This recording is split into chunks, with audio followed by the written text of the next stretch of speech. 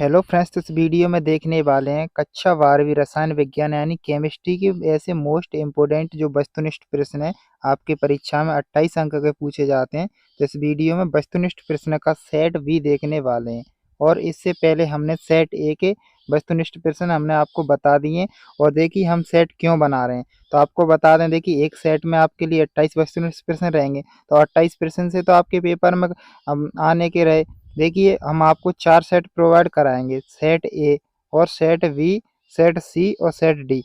और 4 सेट में देख सकते हो आप 28 प्रश्न रहेंगे वस्तुनिष्ठ। तो बहुत आपके वस्तुनिष्ठ प्रश्न आपके वीडियो के माध्यम से याद हो जाएँगे, इसलिए हम आपके लिए 4 सेट बना देंगे। तो आपको क्या करना है, चारों सेटों को एक बार तब देख लेना और एक बार आपको पेपर से 1-2 दिन पहले देख के जाना, जिससे जो सेट में क्वेश्चन हम आपको बताएँ वस्तुनिष्ठ प्रश्न वो आपको याद रह जाएँ, आपके पेपर में पूछे जाएँ, तो आप उनके आंसर लिख सको।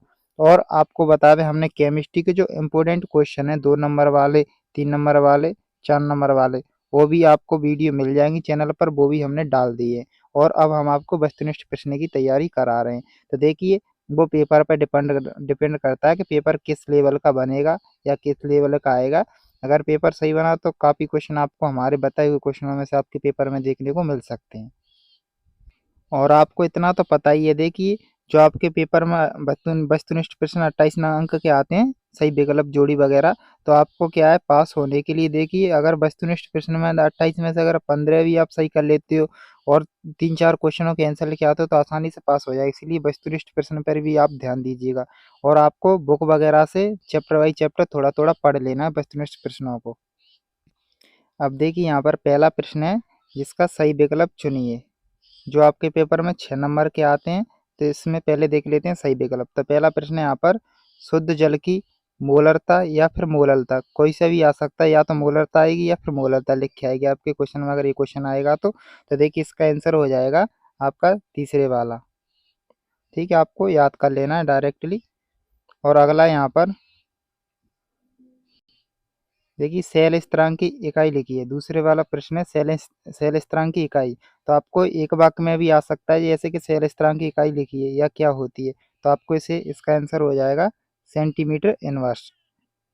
अगला है यहाँ पर अभिक्रिया दी हुई है, यहाँ पर अभिक्रिया देख लीजिए। इसमें पूछा है कि अभिक्रिया कौन सी कोटि की है, तो इसका आंसर हो जाएगा शून्य कोटि की अभिक्रिया। आपको पहले अभिक्रिया को देख लेना है, ये अभिक्रिया कौन सी, शून्य कोटि की अभिक्रिया। अगला प्रश्न है, किस संक्रमण तत्व की उच्चतम ऑक्सीकरण अवस्था है। यहाँ पर जो तत्व दिए हुए हैं इनमें से चारों में से बताना है कि किस तत्व की ऑक्सीकरण अवस्था सबसे उच्चतम होती है। तो इसका आंसर हो जाएगा तीसरा Mn। अगला है यहाँ पर देखिए ये दिया हुआ, इसमें पूछा है यहाँ पर Ni की ऑक्सीकरण संख्या होगी, तो इसका आंसर क्या होगा, तो इसका आंसर हो जाएगा 0। अगला प्रश्न है कि विटामिन बी 12 का रासायनिक नाम। देखिए विटामिन आपको सभी की याद कर लेना, कोई सी भी आ सकता है, क्वेश्चन भी आ सकता है विटामिन का और एक वाक्य में भी पूछ सकता है, इसलिए विटामिन के रासायनिक नाम आपको जरूर याद रख लेने। और विटामिन से होने वाले रोग, जो कमी होती है विटामिन की उनसे होने वाले रोग, वो भी आपको याद रख लेने। कहीं भी आ सकते हैं, जोड़ी एक वाक्य वगैरह में, और क्वेश्चन भी आ सकता है। तो देखिए इसमें विटामिन बी 12 का पूछा है, तो इसका आंसर हो जाएगा साइनो कोवालेंट। रिक्त स्थानों की पूर्ति कीजिए। जो आपके पेपर में 6 नंबर के पूछे जाते हैं रिक्त स्थान। तो पहला प्रश्न आप यहाँ पर देखिए, विकृतीकरण प्रोटीन की डॉट डॉट संरचना को प्रभावित नहीं करता है, तो इसमें आएगा प्राथमिक। क्या आएगा, प्राथमिक। इस प्रकार से आपको याद रखना है। और अगला है, जो मेथिल एमीन होता है कॉमा अमोनिया की अपेक्षा, तो इसमें आएगा अधिक, अधिक क्षारीय है। फिर अगला है टोलेन अभिकर्मक डॉट डॉट है, तो इसमें आएगा अमोनिक, या फिर लिख सकते हो आप AgNO3। एन है यहाँ पर NO3।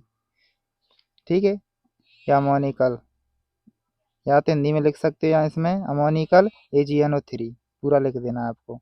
अगला यहाँ पर हीमोग्लोबिन आयरन का डॉट डॉट यौगिक है, तो इसमें आएगा संकुल, संकुल, या फिर उपसहसंयोजी लिख सकते हो आप। आपको संकुल लिख देना है या फिर उपसहसंयोजी लिख सकते हो। अगला कैथोड पर होने वाली क्रिया डॉट डॉट कहलाती है, तो इसमें आएगा अपचयन। क्या आएगा? अपचयन। अपचयन। अगला लास्ट यहाँ पर छठवा, अधिकांश संक्रमण तत्व डॉट डॉट चुंबकीय गुण दर्शाते हैं, तो इसमें आएगा अनुचुंबकीय गुण दर्शाते हैं। तो इस प्रकार से आपको रिक्त स्थान देख लेने हैं। अगर इनमें से कोई आपके पेपर में आए तो आप इनका आंसर आसानी से सही लिख सकते हो। अगला देखिए यहाँ पर सही जोड़ी। सही जोड़ी में आपको कैसे मिलाना है? यहाँ पर इधर देखिए नारंगी धूम्र, इससे आपको मिल जाएगा दूसरे वाला। अगला यहाँ पर अगला देख सकते हो आप EDT है। EDT क्या होता है? एक बहुदंत्र लिगेंड होता है, बहुदंत्र। ये आप देख सकते हो। अगर रिक्त स्थान जोड़ी वगैरह जो एक वाक्य में भी आए तो इस प्रकार से आप लिख सकते हैं। इनको थोड़ा थोड़ा याद रखना है आपको। एल्कोहल, एल्कोहल से मिल जाएगा आपका लुकास परीक्षण। और अगला है मक्खन। मक्खन क्या होता है? ब्यूटायरिक अम्ल। और अगला है विस्फोटक। तो विस्फोटक पदार्थ कौन कौन से होते हैं? TNT और TNV। ये आपको याद रखना, एक वाक्य में भी आ सकता है जी। ठीक है, ऐसे पूछ सकता है कि TNT या TNV क्या है? विस्फोटक पदार्थ हैं या विस्फोटक हैं। ठीक है, इसे विस्फोटक से मिला देना है आपको। इस प्रकार से थोड़ा आप इसका स्क्रीनशॉट लेके रख सकते हो या फिर थोड़ा थोड़ा देख लेना है। अगला है सत्य और असत्य चुनिए। सत्य असत्य में आपका पहला प्रश्न है, आप यहाँ पर देखिए। फॉर्मिक अम्ल का 40% जलीय विलयन फॉर्मेलिन कहलाता है, तो ये आपका हो जाएगा सत्य। पहला क्या है? सत्य। अगला अगला है हॉफमैन ब्रोमाइड विधि से प्राथमिक एमीन बनते हैं, तो ये भी आपका क्या हो जाएगा? सत्य हो जाएगा। अगला है DDT एक महत्वपूर्ण कीटनाशक है, तो ये भी सत्य है। अगला है यहाँ पर हीमोग्लोबिन CO का एक यौगिक है, तो ये आपका क्या हो जाएगा? असत्य। अगला है कीटोन टोलेन अभिकर्मकों को अपचयित करते हैं, तो ये आपका क्या हो जाएगा? असत्य। आपको देख लेना है, इस प्रकार से थोड़ा थोड़ा पढ़ लेना है इनको। देखिए बेंजीन डाइएजोनियम लवण युग्मन अभिक्रिया देते हैं, तो ये आपका हो जाएगा सत्य। तो इसमें दो असत्य हैं। आपको थोड़ा थोड़ा क्या करना है, पेपर से 1-2 दिन पहले वीडियो को देख लेना है, तो इससे आपको याद बने रहेंगे। और अगर इनमें से कोई पेपर में आपको क्वेश्चन देखने को मिले तो आप इसका सही आंसर कर सकते हो। और देखिए आपसे हम बोल रहे हैं कि आपको क्या करना है, आपको बुक से भी पढ़ते रहना चैप्टर बाई चैप्टर। देखिए इनसे हो सकता है वो पेपर पे डिपेंड करता है, पेपर कैसा आएगा, लेकिन आप बुक से पढ़ते रहोगे। कुछ हम वीडियो के माध्यम से आपको इम्पोर्टेंट करा रहे हैं जो वस्तुनिष्ठ प्रश्न है, तो आपको पेपर में हेल्प हो जाएगी। इसलिए क्या है, थोड़ा थोड़ा आप बुक से पढ़िए। और जो हम सेट बना रहे हैं, set A, set B, set D, जिन सभी को सेटों को आप देख लेना है, जिससे आपके वस्तुनिष्ठ प्रश्न भी आप 28 में से 15-20 सही कर ही सकते हो। और फिर वो पेपर पे डिपेंड करेगा कैसा पेपर आएगा। तो अगला यहाँ पर देखिए एक शब्द या एक वाक्य में, इसमें से आपको DDT का रासायनिक का नाम लिखना है या आपको लिख लेना है, अच्छे से याद रखना है इसको। तो ठीक है, अगला युग्मन अभिक्रिया का रासायनिक अभिक्रिया का समीकरण देना है। जो आपकी रासायनिक अभिक्रिया होती है युग्मन की, उसका जो समीकरण होता है रासायनिक अभिक्रिया का, अभिक्रिया लिखनी है आपको। अगला हिंसवर्क अभिकर्मक का सूत्र, या आपका हिंसवर्क अभिकर्मक है उसका सूत्र लिखना है।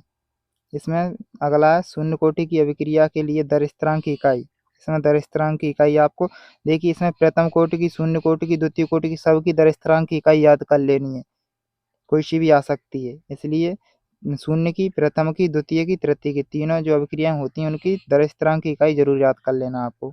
अगला है संक्रमण धातुओं के लवण सामान्यतः रंगीन होते हैं क्यों? ये क्वेश्चन भी आपको देख लेना है। ठीक है, इस प्रकार से एक वाक्य के आंसर आप बुक से देख लेना है। और बुक से आपको क्या करना है, चैप्टर बाई चैप्टर थोड़ा थोड़ा वस्तुनिष्ठ प्रश्नों को आप पढ़िए, जिससे आपके लिए पेपर में हेल्प हो सके।